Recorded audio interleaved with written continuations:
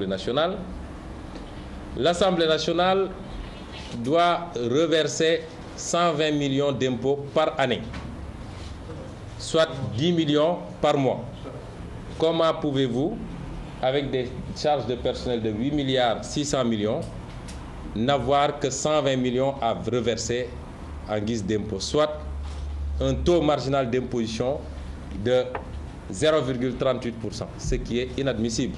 Pour Ousmane Sonko, Moustapha Niasse a sorti un communiqué laconique, truffé d'incohérences pour tenter d'élucider la question. Il dit que depuis qu'ils sont là, ils ont reversé 174 millions, dont 125 millions au titre de l'épongement du passif de l'ancienne législature.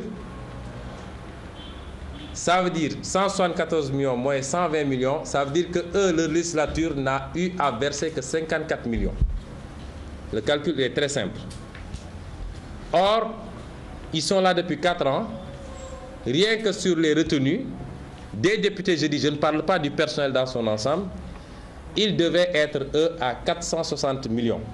Le président de PASTEF va plus loin et parle de fraude fiscale, mais aussi de détournement de deniers publics à l'hémicycle. Il y a également la taxe sur la valeur ajoutée que l'Assemblée nationale précompte.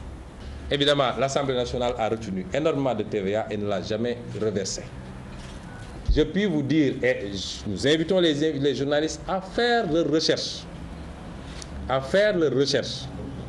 Ils se rendraient compte, ils seraient surpris par l'ampleur des fonds qui ont été indûment retenus à l'Assemblée nationale et qui n'ont jamais été reversés. Ce que je qualifie moi de détournement de deniers publics. Devant l'ampleur de la situation, Ousmane Sonko invite la Direction générale des impôts et domaines à engager les poursuites pénales prévues par la législation fiscale. Les députés paient l'impôt et pour le prouver, Maître El Hadji Diouf a brandi son bulletin de salaire en pleine conférence de presse. L'avocat, avec la tonitruance qu'on lui connaît, a montré